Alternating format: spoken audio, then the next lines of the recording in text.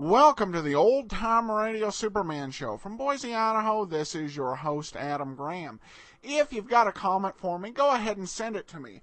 Adam at adamsweb.us. Be sure to cast your vote for the show on Podcast Alley. Well, we've got something a little bit different for you in this serial. During World War II, as I mentioned last time, Superman serials were kind of hard to come by. However, we've got a partial here, but we've got the end of the partial. Got 6 parts out of 10, part 4, and then parts 6 through 10. However, with the magic of exposition and summaries of the last episodes, I don't have much doubt that we'll be able to understand what's going on. Plus, I gotta say, I started listening to this serial and absolutely fell in love with it. This is just so fun and in some ways a little bit zany. So, bear with us. We're going to be getting to complete serials after World War II. But with the rareness of Superman radio serials during World War II, I didn't want to miss one that I thought you might enjoy. The series is called The Spaceship. And in one of the earlier episodes, the gang meets up with an alien flying a specially fueled space shell. And he's willing to give the formula for the fuel to the Allies. Unfortunately, he doesn't remember the formula. And he ends up in Perry White's garage with the spaceship. Part of the story that, I'll be honest, I don't quite understand myself. Let slide, and Perry White becomes concerned because he thinks the alien may have a screw loose and it might not have been a good idea to leave young Jimmy Olsen with him. Well, that's the setup. Let's go ahead and get into The Space Shell, Part 4. And then on Wednesday it'll be Part 6. I hope you enjoy it. Kellogg's Pep, the super delicious cereal, presents The Adventures of Superman. Faster than a speeding bullet. More powerful than a locomotive. Able to leap tall buildings at a single bound. Look, up in the sky. It's a bird. It's a plane. It's Superman. Yes, it's Superman, and today as Clark Kent, he is due for a big surprise.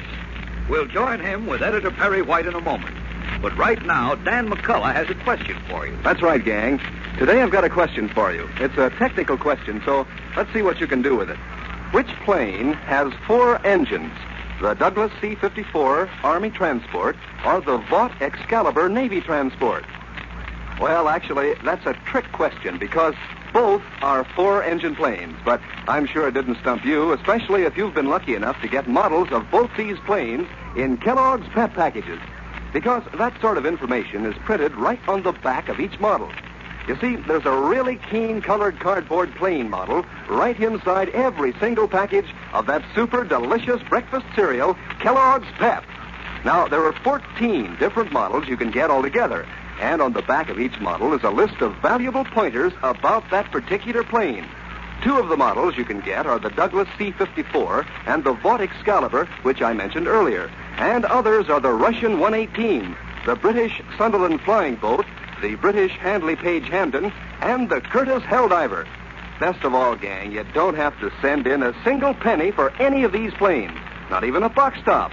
There's a plane right inside every single Pep package. So, gang, be sure your mother gets you a package of those golden, delicious whole wheat flakes tomorrow. And remember the name, Pep, P-E-P. Pep is made by Kellogg's in Battle Creek. And now The Adventures of Superman. As an aid to our war effort, Poco, the little man who came from the planet Utopia, has been trying to remember the formula for the secret fuel which powered his space shell. He and Jimmy Olsen were studying the shell in Editor Perry White's garage when 2 armed men appeared. Certain that the men were dangerous spies, Poco rushed Jimmy into the space shell, then climbed in after him and bolted the turret hatch. Meanwhile, driving to the Daily Planet with Clark Kent, Perry White became uneasy at having left Jimmy with Poco, whom he believed was out of his mind. The gray-haired editor insisted on returning to his house with Kent. And as we continue now, having found the house empty, they are walking up the driveway to the garage. Listen. Olsen! Poco! Now, where do you suppose they are, Kent? No, you left them there in your garage. Let's look inside. Where are you, Olsen? Poco! No, they're not in the garage, Kent. No, but Maybe They're not in the house either. No, but they might have gone to the drugstore for sodas. Poco's crazy about sodas. You mean he's crazy, period? Oh, gee. Oh, I don't like it. We shouldn't have left him alone with Jim. Stop worrying. Poco's perfectly harmless. I don't know. Lots of dangerous maniacs look harmless. Poco isn't a maniac. That's what And you he's think. very fond of Jim. Sure, he'll tell him why he's been acting so strangely, and it'll all turn out to be nothing but... Say, look, Chief. What?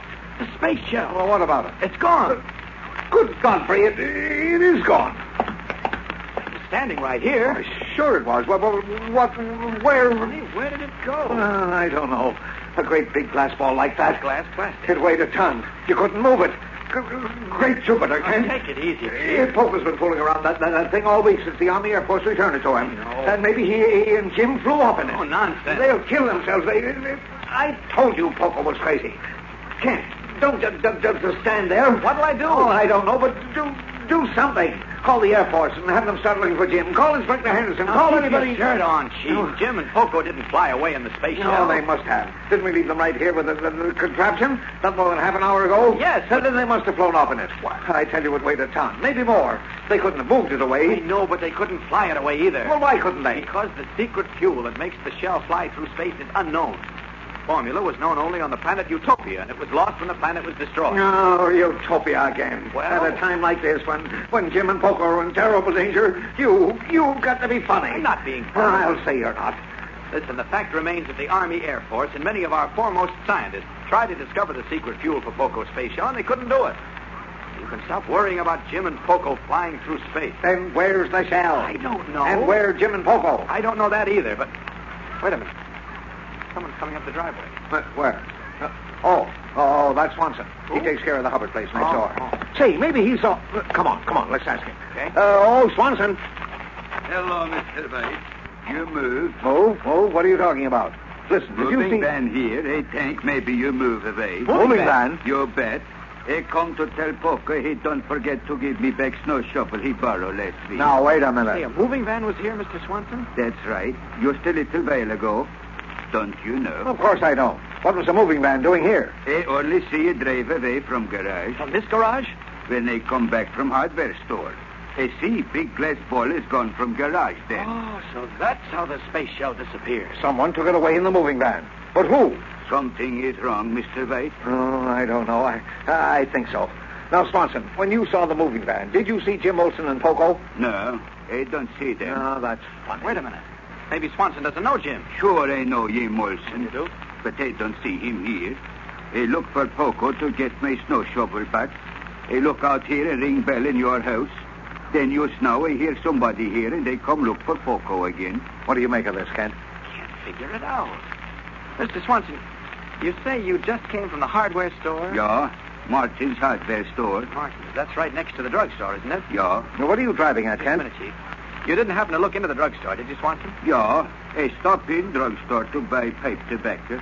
And Poco and Jim weren't there? No. No, something terrible's happened to them. Not necessarily. Then where are they? Well- And where's that confounded space shell? Who took it away in the moving van? We'll find out. Mr. Swanson, did you happen to notice the name on the moving van? That's right. Did you, Swanson? No, I don't see name. Oh, doggone it, why didn't you? Because he didn't, that's why. Come along, Chief. Come along where? Into your house. Thanks very much, Mr. Swanson. You're welcome. Hey, take my snow shovel now, please. Yeah? Sure. Go ahead, Swanson, and thanks. You're welcome. We'd better call the police at once, Kent. I want to call the office first. The office? Yes, Jim and Poco might have gone there. Jim was afraid you were going to have Poco committed to an insane asylum. And that's what I should have done in the first Oh, place. gee. He's got Jim in trouble, Kent. Now, mark my words. You've got no reason to say that. No, I can feel it in my bones. Oh, Oh, here. We'll go in the back way. Why did I have to listen to you and Lois? Olsen. I should never have hired Poco. Poco is perfectly on the space house. Uneasy but not yet fully alarmed, Clark Kent follows Perry White into the house. But meanwhile, several miles away in an ancient weather-beaten barn on an abandoned farm, a strange scene is taking place.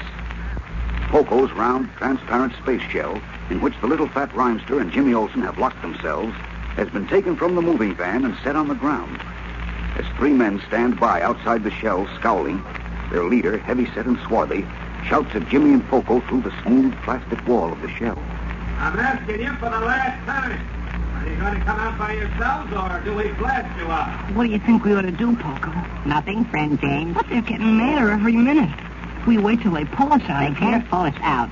Of that, have no doubt. Well, how about it? I don't like that fella's looks. What do you mean they can't pull us out? I mean what I say. Let them bellow away. But I... You don't want us to get rough, do you? Now, all we want is to have a talk with a little fat fella. What do you want? I know well. The secret fuel to power this shell. What'd you say that for, Poco? Now he'll think you do have the formula. You bet that's what we want. And you're going to give it to us. Poco doesn't know the formula. Oh, he knows it all right. I heard him tell it to you, he did. Did I not say so, friend James? The ugly dark one is he who spied on me in Mr. White's garage. Make up your minds now. Do you come out by yourselves, or do we get you up? But I tell you, Poco doesn't know the formula. Oh, you want to play like that, huh? Okay, Hank. Go to work. Uh-oh. One of them's got a hammer and chisel. He's going to force the hatch open. Have no fear. We're safe in here. Not if he gets the hatch open. He can twist, he can turn, he can hammer, he can burn. Oh, will you please stop rhyming and tell me what you mean in plain language, Poco? As you say, okay. The material of which this space shell is made is another utopian secret. It cannot be shattered or cut through or even dented by any tool known to man. Are you kidding? Friend James, in sooth, I speak the truth. Golly, I can't believe it. Then look. Look at what? The man with the hammer and chisel. Oh, he's given up. His chisel is all chipped. Look out, Poco. What is it? The dark man and the boss. He's pointing a gun at us. Have no fear. Hey, don't shoot. Don't. You gonna come out? Yes. Poco, open the hatch. Friend James, keep cool. Do not be a fool. But he's got a gun. As you say, so what? Now listen, Poco, See, friend Jim, I laugh at him. All right, wise guy. You asked for it. Well, friend James? Oh, jeepers. The bullets bounce right off the shell. Of course they do. Did I not speak true? You sure did.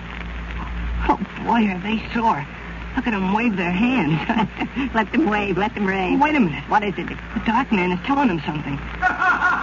They're all starting to laugh now. And there goes one of them. He's taking something out of that box, see?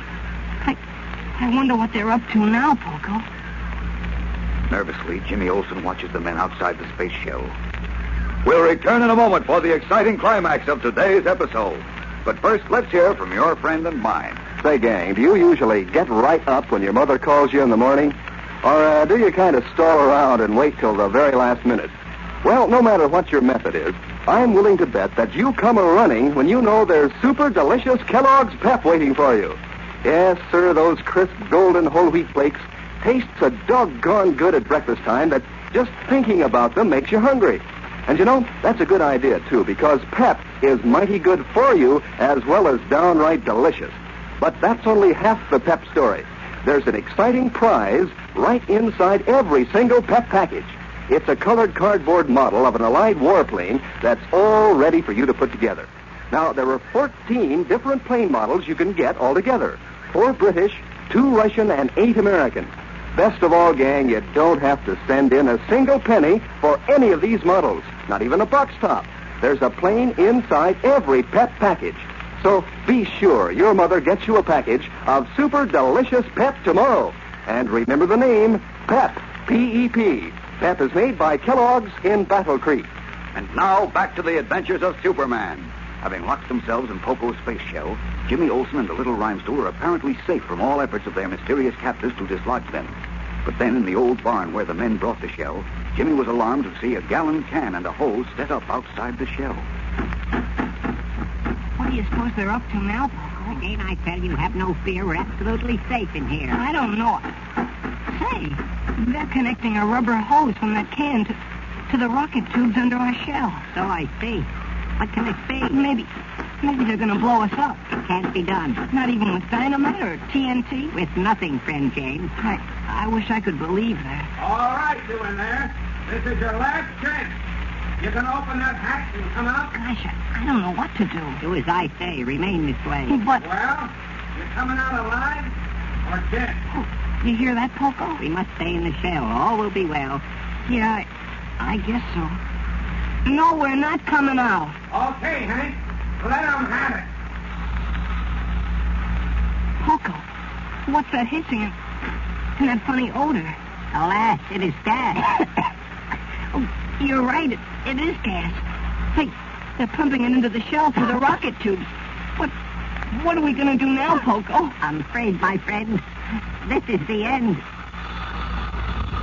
Fearfully, Jimmy Olsen and Poco stare at each other as the deadly gas hisses into the transparent space shell.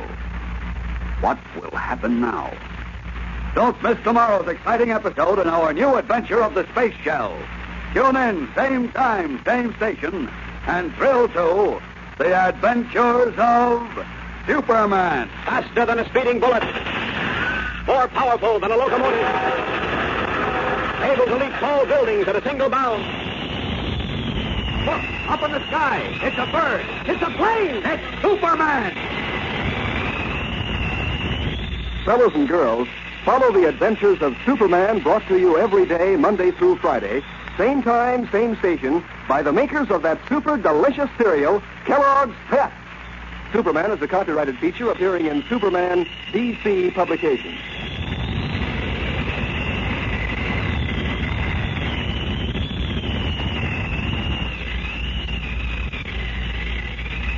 This is Mutual.